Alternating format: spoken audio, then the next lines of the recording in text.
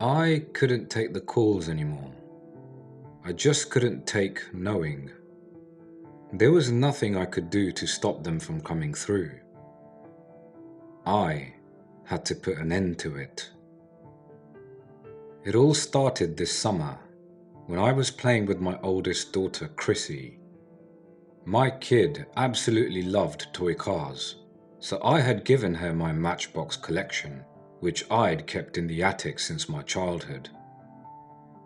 She was driving some farm animal around on the hood of my most prized possession, a classic fire truck with all its original parts and unblemished paint job, when she suddenly stopped our caravan halfway to Mount Marshmallow Snowflakes, also known as the white leather sofa in the corner. "Daddy," she said, her voice sweet and innocent. "Yes, honey?" I replied. "Daddy, don't answer the phone," she told me. Having not heard my phone ringing, I wasn't sure what she meant by that. She had probably seen the screen on my smartphone lighting up from an incoming call. I had a tendency to forget to unmute the thing after meetings at the office. I guessed that Chrissy didn't want our playtime to end, so I assured her Daddy wasn't going anywhere and left the phone alone. She smiled, and we continued our game. Later, I checked my call history, but discovered that there hadn't been any incoming calls. I didn't really give it that much thought, to be honest. A few weeks later, the same thing happened while we were playing Doctor and giving Mr. Fuzzy Wuzzy his annual checkup. Chrissy looked up towards the kitchen and dropped her stuffed bear. "Daddy, don't answer the phone," whispered Chrissy in a frightened tone. This time, I chose not to heed her warning. I got up to check my smartphone right away. No incoming calls. Following Chris's gaze, I realized that she was looking at the old telephone in the kitchen wall. We had disconnected the landline and unplugged it years ago. My wife had been asking me to take it down since the day I cancelled our residential phone services. We had both gotten cell phones and wanted to put the money towards something more useful. The bulky white device was screwed into the wall. I kept forgetting to dismount it whenever I had my tools out, and I was too lazy to get them from the garage for such a menial task. I'm shocked my wife didn't end up removing it herself, since it bothered her so much. "Honey, that's not a real phone. No one's calling," I told Chrissy, ruffling her hair. It took Chrissy a few moments, but she eventually went back to playing as though nothing had happened. It was probably some kind of new game she had learned in school or something. She was 7 and had a bunch of imaginary friends. Maybe she'd gotten into an argument with Princess Pufflecakes, and she didn't want to take a call. I didn't worry about it too much. It wasn't until the 3rd imaginary call that I started to get concerned. Chrissy and I were having a Ninja Turtles tea party. I was dressed in a pink tutu with Michelangelo's bandana and a crown on my head. Never underestimate what a father would do to put a smile on his kid's face. Chrissy grabbed me by my frilly skirt, looking absolutely terrified. "Daddy, don't answer the phone," she pleaded. There was something in her eyes that compelled me to put an end to a weird game. She really looked freaked out. I no longer thought she was playing some kind of reverse psychology Simon Says. If she was making it up, why did she look genuinely worried? "It might be important, Squirt. Don't worry," Daddy will tell those evil telemarketers to leave you alone, I playfully replied as I snuck out of her grasp. I made my way to the kitchen, where I picked up the receiver and turned towards my daughter to give her a reassuring thumbs up. Bringing the receiver to my ear, I fully expected to hear silence. Silence, however, was not what I heard. There was static on the line, which surprised me enough that I pulled the phone away for a moment to look at it in disbelief. When I brought it back to my ear, I heard a voice on the other end. 232 Sean Dark Road, Fire 12, whispered a man tonelessly.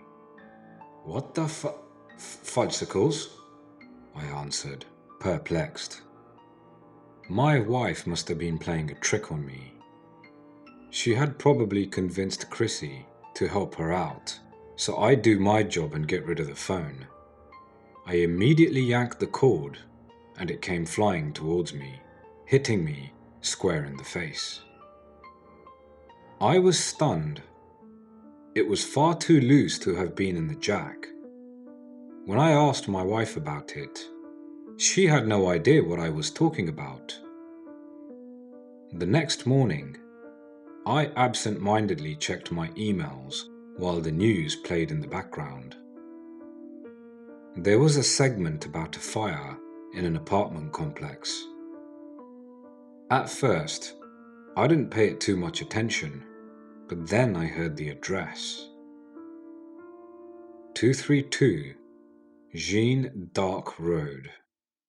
12 residents had perished in the inferno.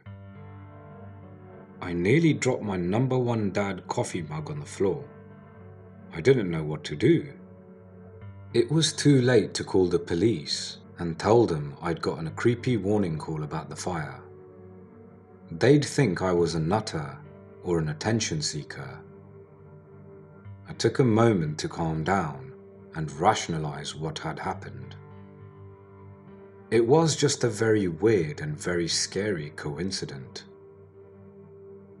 Days later, I was playing Sudoku on the couch when Chrissy walked over, wearing a worried expression on her face. "Daddy, don't answer the phone," she whimpered, tears in her eyes. Something in the pit of my stomach told me not to go, but I had to know. I made my way to the kitchen and picked up the receiver. This time, a British-sounding woman spoke to me through the disconnected phone. 15 Vania Street, Fire 3, she announced. Logically, you'd think I'd go to the police or fire station to tell them what was going to happen. But here's the thing. I watch the shows, so I know how these things pan out. You get an attractive male protagonist who gets a forewarning, which is accurate. I won the Most Handsome Daddy of the Year award, as decided on by my very unbiased daughters on Father's Day last year. I even have a trophy to prove it. The protagonist then tells the cops about his predictions. Naturally, the cops accuse him of being the perpetrator. They lock him up, but he gets out on some technicality, then rushes to the scene of the would-be crime and saves the day. He becomes a true hero in the eyes of everyone. Close curtains. Yeah, I'm not that guy. I'm not saying I'm a coward, but look, I've got 2 daughters to care for. I can't go putting myself in dangerous situations where I could realistically wind up dead. Instead, I bought a disposable phone and used it to call the police. In the past 10 years, there have been a lot of suspicious fires in our city, leading police to suspect there's a pyromaniac on the loose. Thus far, he or she has burned down a church, a postal office, an outdoor mall, and a smaller post office inside a mall. I'm going to let you take a wild guess as to what the police officer had to say when I warned him about the potential fire at 15 Vania Street. If you guessed he accused you of being the pyromaniac and asked that you turn yourself in, then you deserve a cookie, because that's exactly what happened. I hung up and tossed the phone in a trash can across town. The next day, I watched as a news crew covered the story. The authorities had sent police officers to investigate what turned out to be an abandoned building. 3 officers had gotten locked in the basement. A fire broke out, and none of them made it out. I felt guilty and powerless. If I hadn't warned them, the cops wouldn't have been in there, and no one would have died. It was my fault. I couldn't sleep a wink that night, the horrid feeling in my gut eating away at me. The process repeated over the course of the next few months. Chrissy would ask me not to answer the phone. I'd pick it up, and I'd hear a different voice speaking. I'd been given an address, method of death, and amount of people killed. 89 Oozgrove Avenue, knife, 1. Mrs. Larkin had been stabbed to death during a home invasion. 60 Star Circle, gas leak, 10. The Campbells were enjoying a family reunion and failed to notice the smell of rotten eggs. 79 John Jacques Lucier, gun, 3. Maria, Jamie and Alison were shot dead while walking home in the early hours of the morning, and so on and so forth, until I just couldn't take it anymore. I remember all their names and faces. I saw them on the news reports. I think about them when I go to bed, knowing that there was nothing I could do to save them, but tormented by the fact that I didn't even try. Depression started to creep over me, and I could barely eat or sleep. My wife started to get worried, but I couldn't tell her. I was afraid she'd be disappointed in me for my inaction, so I lied. I told her I was stressed out because of work. A few weeks ago, I had finally had enough. Unable to keep myself from answering those phantom calls, I decided there was no other option. I stormed into my garage, grabbed my tools, and desperately unscrewed the phone from the wall. As I held the device, I felt a wave of anger rush over me. This thing, this damned telephone, it had caused me so much grief. I took it to the driveway and furiously smashed it into the concrete with a hammer until there was nothing left but dust and debris. When it was over, I cleaned the mess. The sensation of freedom was euphoric. My whole body tingled as my heavy burden lifted from my shoulders. That night, I made our favorite family meal and dessert to celebrate. My wife was revealed that I had gotten over whatever it was that had been bothering me, and overjoyed that the eyesore in the kitchen had finally been removed. I have a piece of advice for you. If you have a disconnected landline and haven't gotten around to removing it, please take a lesson from me. Get rid of it immediately. And above all else, do not pick up the receiver. My life has returned to normal since I got rid of that wretched phone. As I am talking about this, my wife is giving our youngest daughter a bath.